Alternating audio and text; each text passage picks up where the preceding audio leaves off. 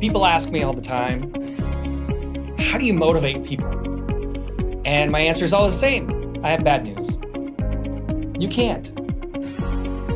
People are already motivated. You know, the shocker is I have never met a human being that was not motivated. Everyone is motivated. The problem is not motivation. The problem is alignment. Are people's motivations aligned with what we want them to do? And the reality is often not. So how do we fix that? How do we create this alignment? What's involved in creating alignment? Well, the first and most obvious step is deciding, what are we trying to align to? What are we about? Who are we at a core level as an organization? And then that's going to be your driving point.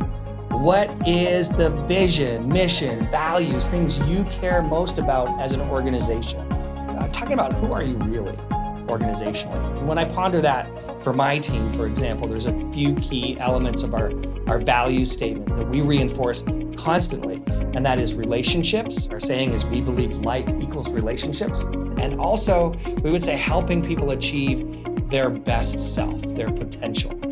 And so when I look at my team and I'm trying to create alignment, I think about those things. First of all, many years ago, a person who is now a key leader in our organization. In fact, she's responsible for almost 40% of our revenue. Amazing sales leader. And it wasn't that long ago, 5 years ago, she was transitioning from being an intern to a full-time employee.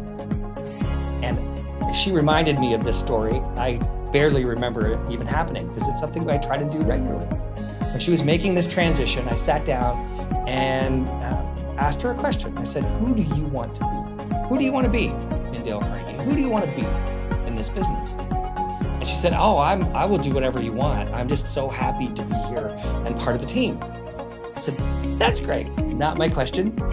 My question is, who do you want to be in this business? And she said, well, I've got some things that I'm good at. I know I need to learn and grow, but whatever the team needs, I'm there. I'm happy to do it. And I said, you're not hearing the question. The question is not, what will you do? My question is, who do you want to be? And then she described, when we worked through this vision that she created, that she felt would be a 5-year vision.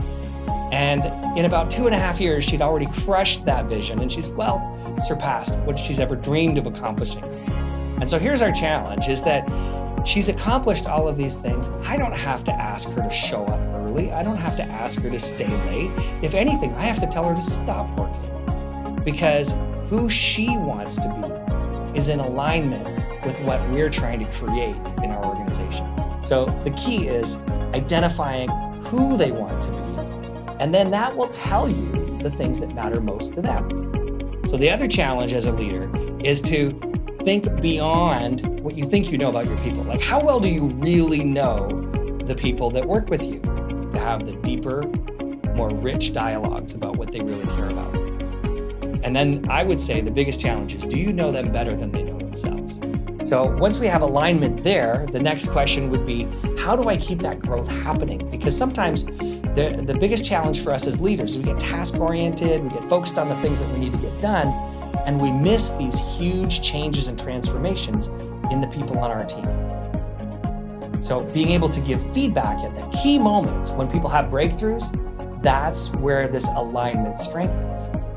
I remember years ago, a person who is now responsible for all of the trainers in our organization. When she was new in the business, about 7 years ago, she started the job, and the first thing she said is, I will do anything here, I just won't do sales. I hate sales, I will not do sales. We sat down, had that same conversation about her vision, where she wanted to be. And what she told me was that she wanted to be an influencer and be really responsible for trainers and training development. She saw herself in that role. And I saw that in her very early on as well. So a couple of years later, I had this conversation. How are we doing? Things are moving forward. There's a gap though. The one area, you understand the administrative side of our business, the marketing side of our business, and you are a great trainer and you're well on your way to being a real leader in that area. But there's one gap that I see. And she looked at me and shook her head. She said, it's sales, isn't it? And I said, yes. She says, you want me to do sales? I said, I don't want you to do anything. I want you to do what will make you who you feel you can be. And she said, okay, I will do sales. And it was amazing because in no time at all, she was successful. I knew she would be. And then we're coming back, debriefing her first big sales call, and she crushed it. She got this big deal. She's so excited. We get back in the car after to debrief, and I looked at her and I said, wow, this sales thing is horrible, isn't it? And she just laughed and she said, actually, that was kind of fun. And so what I said to her at that moment was, it wasn't just about this one sale. It's not even about sales in this case. It's about the fact that you were able to confront your greatest fear and defeat it. And it's that mindset of overcoming fear and doubt that you've got that will help you to be the leader that you are meant to be in this organization. So the challenge there for us as leaders, that was a moment that I could have missed. That was a pivotal moment where I saw her grow to a new level. And the challenge for me and for all of us as leaders is to recognize when those moments happen, that we need to be self-aware enough to stop and give the feedback. Help them connect the dots between their vision and where they are right now. So the final question I have is for you as a leader, is who do you want to be as a leader? I ask myself that. Who do I want to be in this moment as a leader? And I can tell you one of my biggest battles is as a person, I'm competitive. I am goal-driven. I can be very focused on outcomes and what I want to accomplish. And if I'm not careful, I miss the human components to that. And so I was thinking about what kind of leader do I want to be? Well, yeah, I want to be goal-oriented. I want to win. I want to accomplish great things. I want to crush goals. But here's the key. I want to crush goals, not souls. So be a goal crusher, not a soul crusher, right? So as a leader, what's your drive? What's your motive? And the highest level goal you could have is for your people, for your team to be who they could be. So 10 years from now, nobody's going to remember what awards you won. Nobody's going to remember how you did in Q3 and if you came in under budget or exceeded your quota. What they will remember is how you impacted them.